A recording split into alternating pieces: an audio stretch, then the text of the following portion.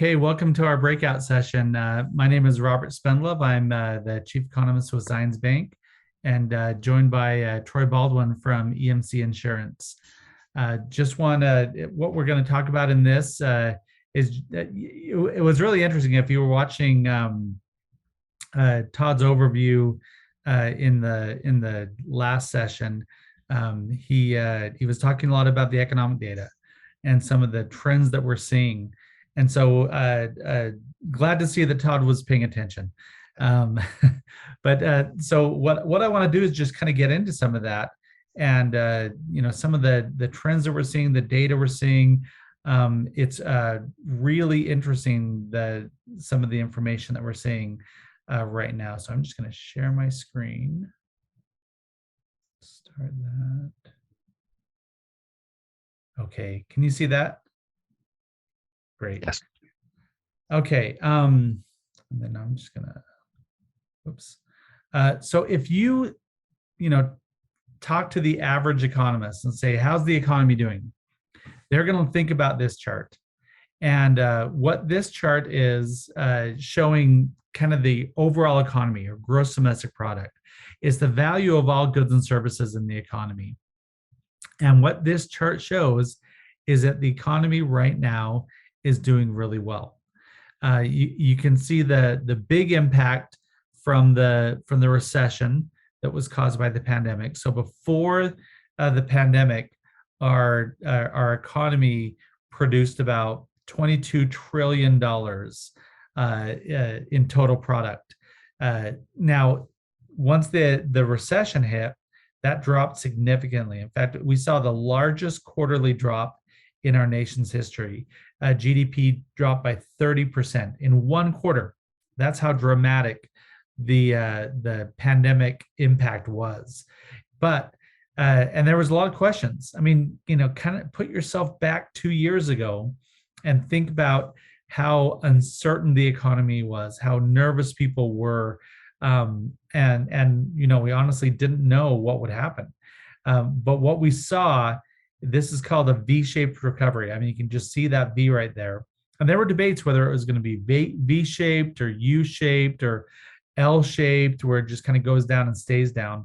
Well, what we saw was a really strong recovery. We've already passed our pre-recession peak, and we're back up around $24 trillion in value.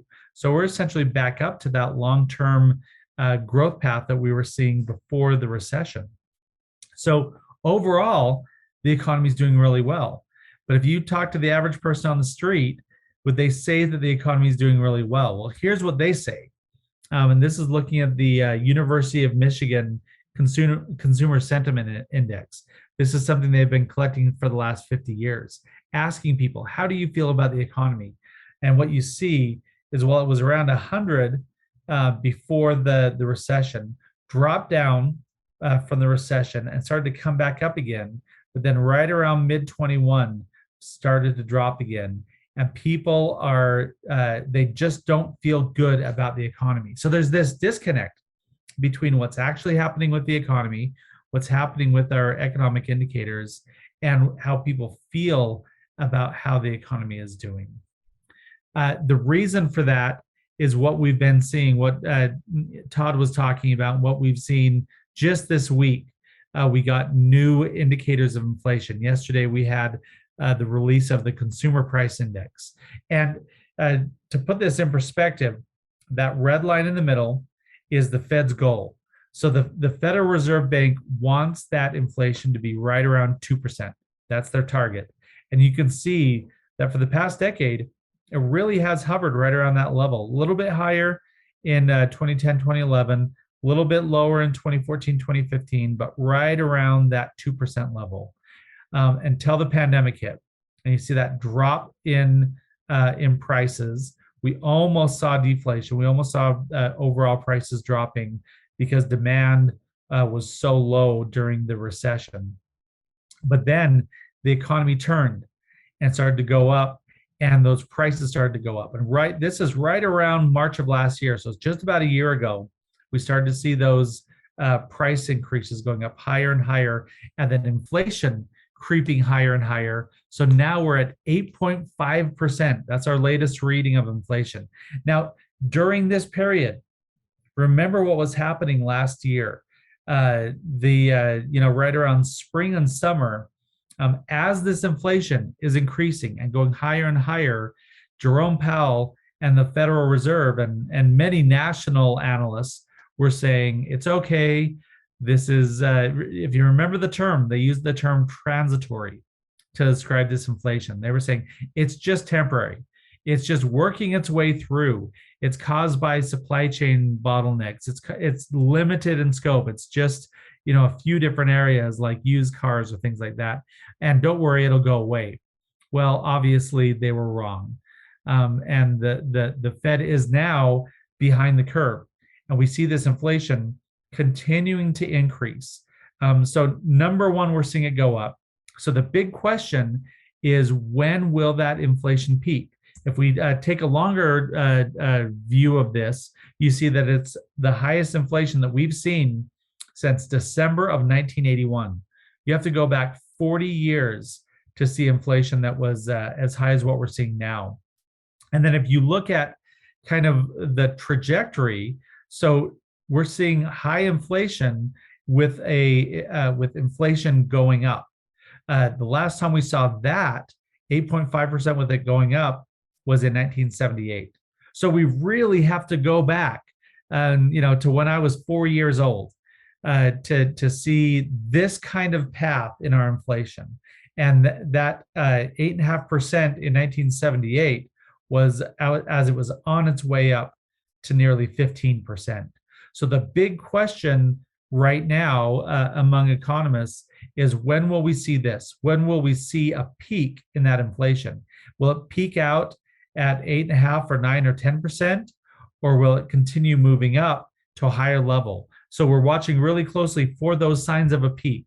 And then the next question is, once it peaks, how low will it, how much will it slow down to, or will it stay at a higher level for a longer period of time? So those are the kind of things that we're thinking about when we look at this inflation.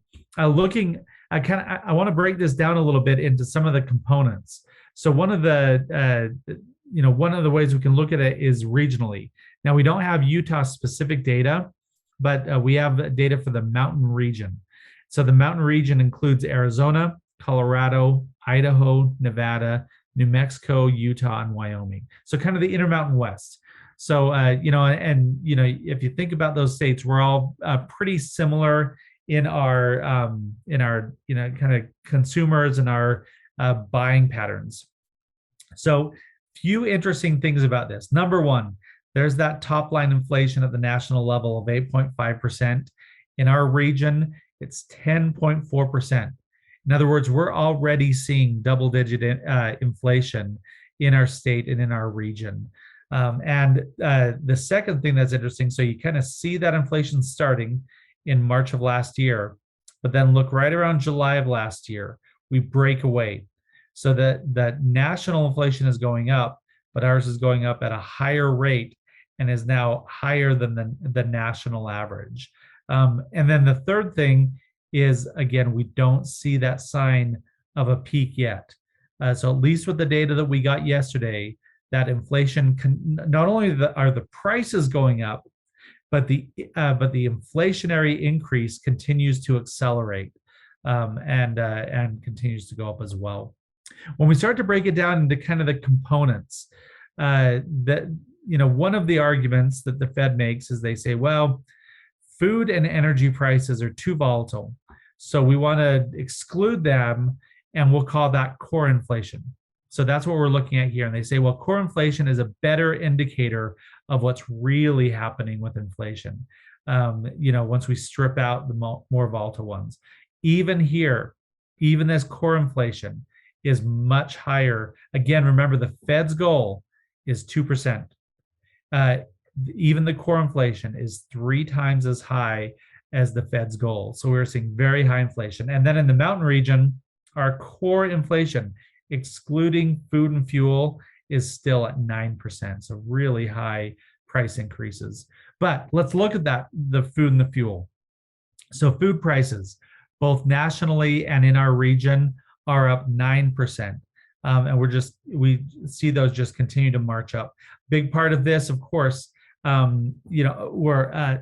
this does not include the war in Ukraine. You can see that inflationary increases started back last summer, but this will be impacted by food shortages because of the war in Ukraine. One interesting statistic, I just heard that 12 to 13% of all calories consumed in the world are produced by Russia and Ukraine, or influenced by Russia and Ukraine. A big part of that is wheat, but then they're also one of the major producers of fertilizer. So there will continue to be these inflationary pressures going on moving forward. And it also creates greater uncertainty about what to expect with this inflation moving forward. And then one component of that food inflation is meat, poultry, fish, and eggs, kind of our staples of our food. And there, again, we see even higher. So if you kind of think about that 8.5, what's higher and what's lower than that, this is much higher. So meat prices nationwide up 14%, and in our region up 17%. So extremely high prices for your bacon continues to cost a lot more than it did a year ago. And then when we look at fuel, again, this is being impacted by the war in Ukraine, but those fuel price increases started before the war started, and we saw those prices going up even before the problem started in Europe and Asia, and again, much higher than the overall. Mountain states were at 46%, and U.S. were at 48%. And all you have to do is go to the gas station and see that gas prices in Utah average around $4.40 a gallon, much higher than it was just recently. And then if you look at the monthly data, in the U.S., energy prices are up 11% in the last month. In Utah, energy prices are up nearly 15% just in the last month. So we continue to see those prices going up. We were hoping we were seeing some peaks, but then we saw that inflationary number going back up again in the last month. Now there are some signs that it may be slowing. Oil price, the price per barrel of oil topped out at about $130 a barrel, and now it's come down from there. It's right around $100 a barrel, but still much higher than it was. Kind of the long-term average over the last decade has been about between $60 and $80 a barrel. So we're still much higher than that. When we look at another area, so remember I mentioned that one of the arguments against this was that it was limited, that it was just a few different areas. Well, now we're starting to look at some of the other parts. So this is non-durables, less food. So just think of this as the things you buy at the grocery store that are not food. And so whether it's laundry soap or it's grilling supplies or it's shaving cream, that's what all this is. And that inflation, again, much higher than even the headline number. U.S. at nearly 18%, and our region at over 19%. When we look at housing, it's another indicator. Now, this one is a little bit tougher to interpret because the Bureau of Labor Statistics, which collects this data, doesn't consider home buying to be a consumption. They consider it to be an investment. And so they come up with a different way of kind of computing that housing inflation. They essentially create owner's equivalent rent. So they say, well, if you were to rent out your house, how much could you get? And then they could compare the change in those prices and create this housing inflation number.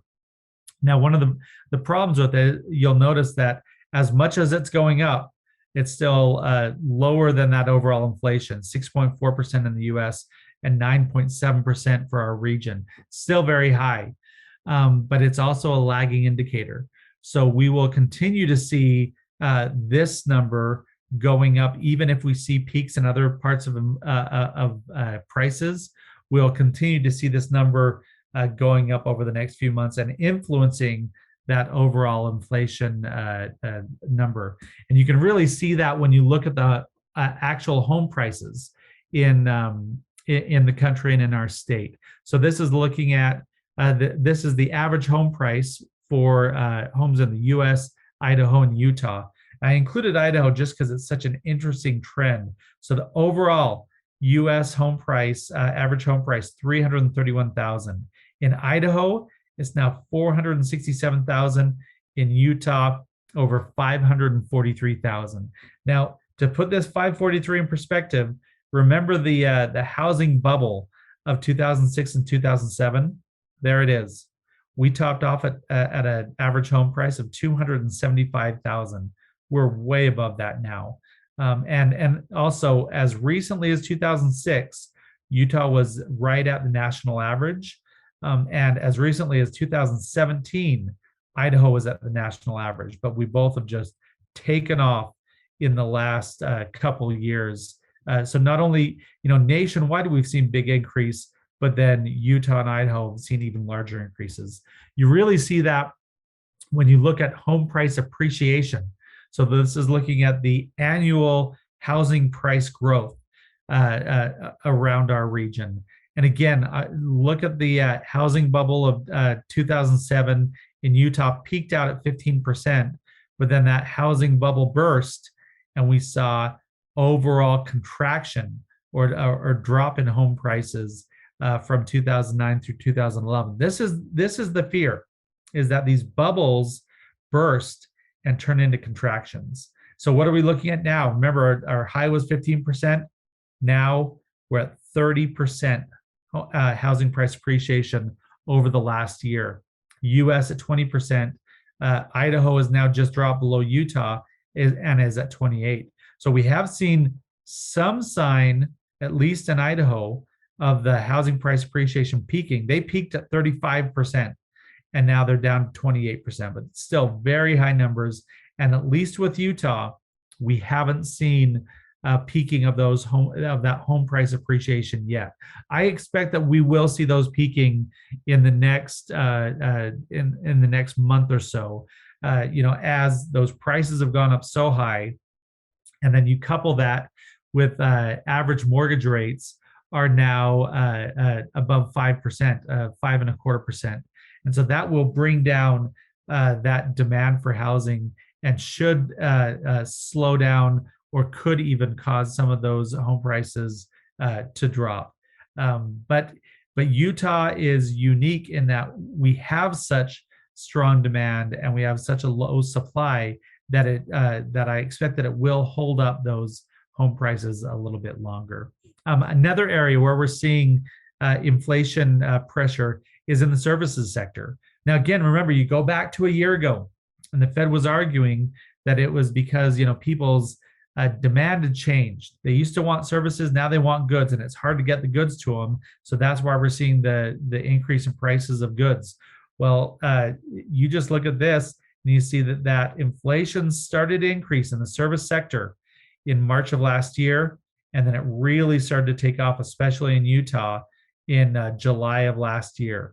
And now we're at 5% nationally and 7.5% regionally. So that shows you that this inflation is broad-based and it's not transitory. It's not going away. We're not seeing signs of that peaking. So then, so what we're looking at here is the consumer price index. So the price that we all pay for final goods and services. But what about what producers are paying or what you're paying for those products? The manufacturers, you're creating these products that turn into the final product. So we just got this number a couple hours ago, this morning, of the producer price index inflation.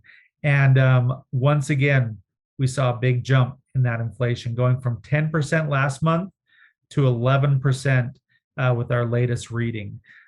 So, a few things to think about this. This is kind of an indicator of what our future inflation will look like. because this is what you're having to pay. And and I talk to people and they're like, well, I wish I was only 11% up. Lots of people are seeing 20-30% increases in prices that they pay, and you can't just absorb all that. You've got to pass it along. So you're going to be passing this along in higher prices. And so that this PPI, this producer price index, will turn into higher inflation at the consumer level as well.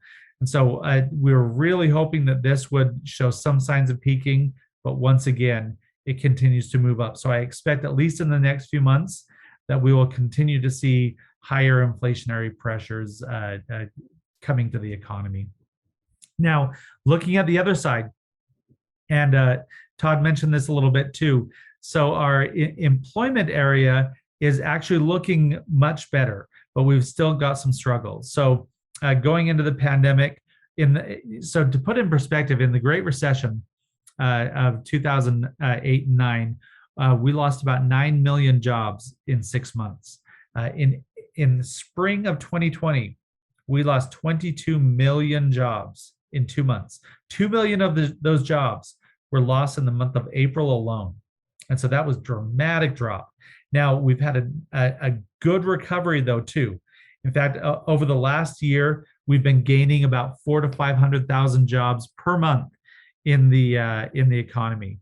We're still 2 million jobs below where we were pre-pandemic, but if we continue to see the kind of growth that we've been seeing for the last few months, I expect that we'll be back to our pre-pandemic level by this summer.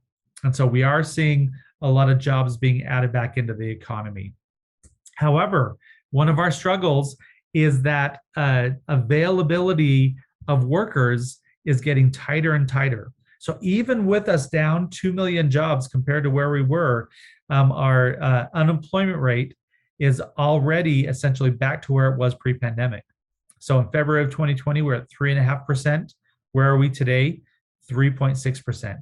And then the other thing to look at, this kind of red shaded area, is what we call full employment. It's the area where people can find jobs and employers can find workers. Above this area, you've got a lot of people looking for not many jobs.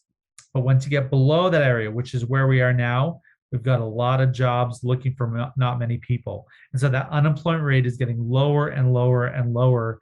And our biggest struggle right now is labor shortage. The kind of the solution to that is our labor force participation. So this is saying, if you look at the total population, and of that total population of the country, how many people are working or looking for a job? That's labor force participation. And again, just to show the potential, as recently as 2000, so 20 years ago, our labor participation was 67%. Now we've seen that kind of trending down over for about 15 years as you had people retiring and baby boomers leaving the workforce. But then in 2015, the economy was so strong, we started to pull some of those people back in, and that participation rate started to go up. And then it topped out at 63.4%. Again, the big crash from the recession. And then for about a year, we were having a trouble getting those people to come back into the labor force. We had a lot of people retire. We had a lot of women with young children struggling to get childcare. So we had that labor force participation just kind of stuck there. But just in the last few months, we've seen that starting to move up. People are starting to come back off the sidelines again and back into the labor force. But we're still about 1% below that level. So there's that 2 million people that we need to get back in the labor force and back working and kind of adding to our labor economy. The other result of that real struggle with finding employees is our wages. So long-term wage growth over the last decade and a half has been about 2.8%, just a little bit higher than that inflation. So you had real wage growth of around 0.8%. Well, where are we now? 5.6%. So we see that those wage demands are going way up. People are asking for more and more, and employers have to pay more because it's so hard to find people. However, if you think about it in a different way, compare 5.6% wage growth to 8.5% inflation. So real wage growth, real or inflation adjusted wage growth continues to be negative. So this is one of the big struggles that workers are having. So workers are saying, well, I need to get wages that are high enough to keep up with inflation. But then employers are saying, if we raise our wages, then we have to raise our prices. So this creates this situation. It's called the wage price spiral, where if we keep chasing inflation with wages, then it causes that inflation to get higher, causes wages to get higher, and keeps chasing each other up. And that's what the Fed is trying to prevent, because that drives that inflation ever higher. And that's what happened in the 1970s. So what has the Fed done? What has the Federal Reserve done? Again, think back to this period a year ago. The bottom line is the Fed missed the ball. They're behind the curve now.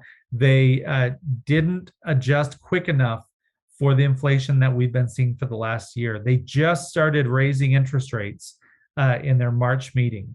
And they should have started about a year ago. In my opinion, they should have started raising rates back in March when we started to see those signs of high inflation. This is another interesting one. It's looking at the last four Fed policy meetings and how they've changed their expectation of where interest rates are going to be. So the blue line is June of last year. The green line is September of last year. Yellow is December, and the gray is March. And so just look at 22. So 9 months ago, the Fed was saying that they were going to keep rates essentially right where they are at zero through all of 22. They were just completely ignoring the inflation. By September, they said, okay, we're going to adjust it a little bit. We're going to go up to 25 basis points. By December, they started to see what was going on. They said, okay, we're going to raise rates up to 75 basis points by the end of 22. Where are they now? They're all the way up just under 2%. So that means that by the end of this year, interest rates will be 1.5% higher, or they expect them to be 1.5% higher than they are right now. And then by 23 and 24, total increase of just over 2.5%. So that's what the Fed thinks they're going to do. So right here, we're just under 2%. What do the markets think the Fed is going to do? What's interesting is the markets tend to be more accurate than the Fed about predicting what the Fed will do. The markets say the Fed is going to have to increase short-term rates up to 2.5% by the end of this year. So the market is still saying the Fed is behind the curve, the Fed isn't being aggressive enough, and that inflation is going to force the Fed to go even higher than they've been saying, topping off just above 3% in short-term rates. And some people are saying they could have to go as high as a 4% increase. So that would be, right now the short-term rates are 25 basis points. They're saying they might have to go as high as 4%. So continued big interest rate increases. Looking regionally, like Todd said, our economy continues to be really strong. We have the second fastest growing population in the country, right behind Idaho at 2.9. We're at 1.7%. When we look at the nature of that growth, so generally about 60% of our population growth in Utah comes from natural increase or our own children and grandchildren. But that flipped this year. We saw the highest migration, the highest number of people moving in since 2005. Nearly 35,000 people moved in. And so we see that strong migration because a big reason for that is because people know about how well Utah is doing. Where are they going? So here's another interesting trend. Last year, most of the growth was in Utah County and Washington County. This year kind of shifted. So our big growth, Tooele County at 4.1% and Iron County at 6.2%. But we still see very high growth in the southwestern portion of the state. Also, you can kind of see this donut effect. That's what we call this, where we have relatively slower growth in Salt Lake County. It's kind of largely built out, except for the areas in the southwest, but then much higher growth on the areas around Salt Lake, especially, like I said, Tooele, Utah, Wasatch, and now Morgan counties as well. When we look at employment growth, you really see the Utah star shining brightly. So looking back 2 years, how have states recovered from the hit of the recession? Utah and Idaho up 5.1%. I mean, we're just head and shoulders above everyone else, especially when you compare it to other states. Louisiana down 4%, New York down 5%, and Hawaii still has 10% fewer jobs today than before the pandemic. So you can really see how well our state is doing and how strong our economy is. During the recession, we lost about 140,000 jobs, but we've gained back 213. So really strong recovery in Utah. And when we look at the county level, strong growth in, again, Tooele, Uinta, and Duchesne are doing well because the energy sector is improving. But then look at that, Utah County 9.1, Cache County 9.2, and Washington County at 6.9% growth. Our unemployment rate, this is, so remember how I said, the lower you get, the more it turns into a problem rather than a benefit. We're so low that it is becoming a problem. We're the lowest in the country, tied with Nebraska, compared to states like California and Nevada, which are still around 5%. The unemployment rate in Utah, across the entire state, 2.1%. Our record low before this was 2.3% before the recession, and now we're at 2.1%. So extremely low unemployment throughout the state, and you see even lower unemployment in some of the counties where we have Cache and Juab at 1.7. You have Summit and Utah at 1.8. And Davis County at 1.9, so extremely low. We have a little bit higher unemployment in our rural areas, but still relative to the rest of the country, very low. Kind of putting it all together, looking at our major indicators, at least in America and at least locally, COVID is looking really good. We still got some problems in China and other parts of the world, but here it's looking really good. Our economic growth is strong. If you look at that GDP, job creation is strong. The unemployment rate is dropping, and I actually put that as neutral because we're getting so low that we're having those labor shortages. Wage growth is a problem. It's creating those inflationary pressures, and we still can't keep up with that inflation. But our labor force participation is coming up, which is a good sign.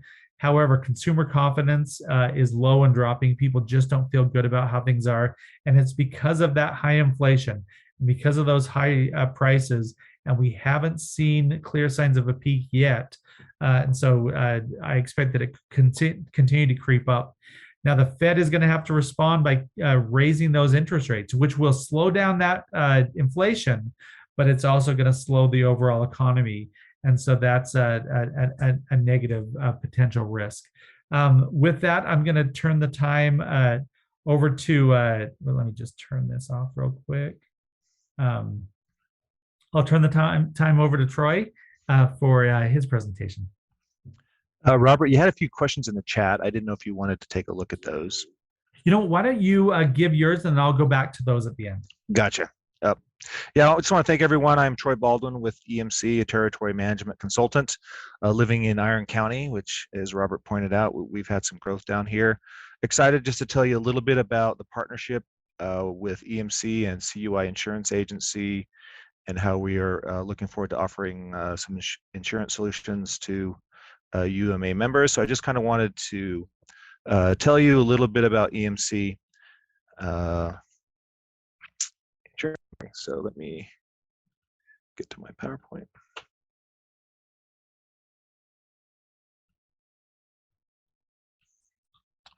Did that again, sorry. So sorry about that. EMC, we've been around for actually over 100 years. We are one of the top 50 insurance companies in the country, and we have over 2,400 team members, and we work strictly through independent insurance agents. Just a little bit about our mission. We really believe in strong partnerships with our agents and our insureds to deliver products and really improve people's lives. And we want to make sure that we have financially strong products for our policyholders. We have a branch structure. Our headquarters is in Des Moines, Iowa, which is surprisingly the insurance capital of America in many ways. There's a lot of mutual insurance companies in particular domiciled there. We enjoy the branch structure, which allows us to have branches throughout the country so that we can have boots on the ground to service our insureds and work with our agents.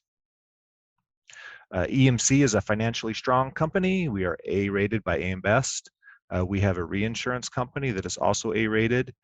Just some brief financial information. In 2021, we had net written premiums of just over $2 billion and surplus of $1.7 billion.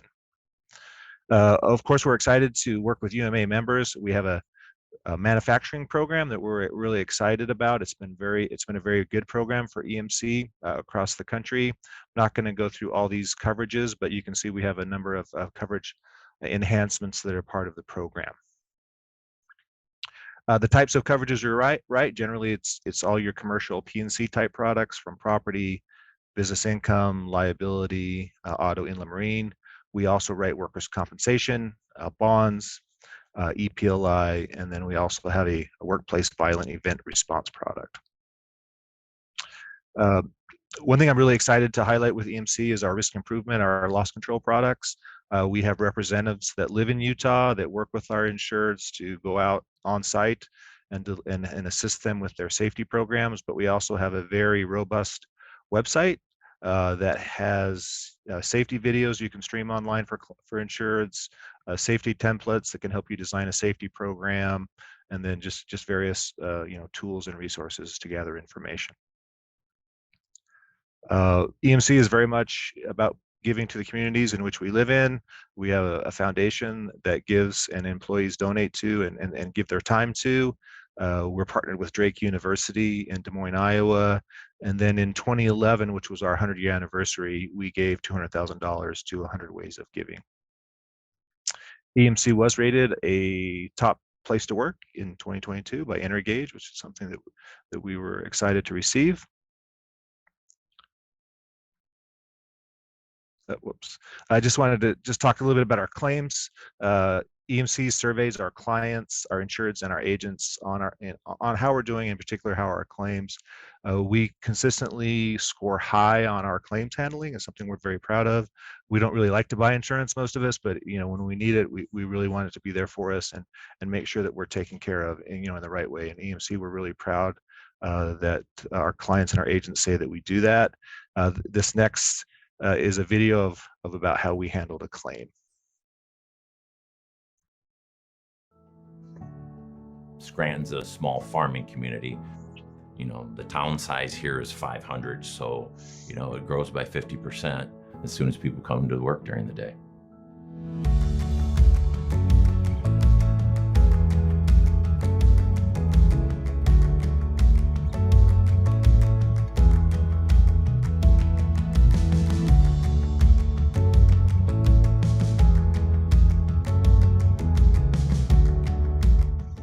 Got a call at like 3:30 in the morning that this fire had happened. It started in our touch-up paint booth.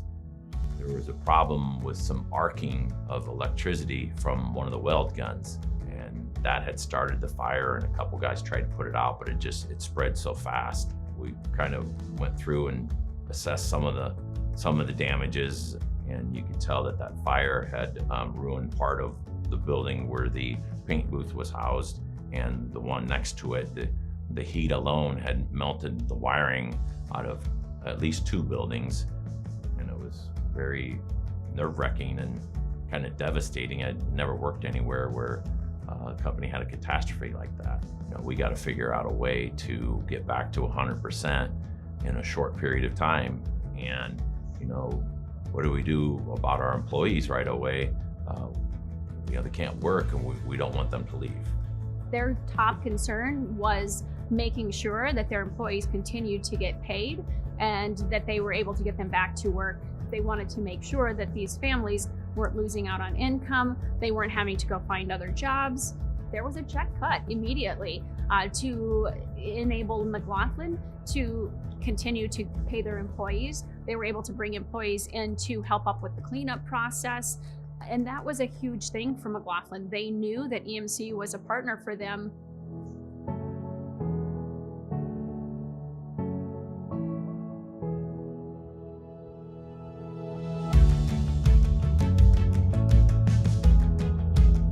The claim process was seamless. The EMC adjuster was out on site the next day, bringing in every available resource from forensic accountants for their business interruption loss to remediation companies, any type of vendor that would be needed to make sure that this claim was handled in a very quick manner. As you know, nobody likes to pay for insurance, but when you have a catastrophic loss like a fire or anything else, you want to know that your carrier is going to be there for you on that day and the day after and the day after that, and the months down the road that it takes to rebuild. And that's exactly what our insureds can count on with EMC.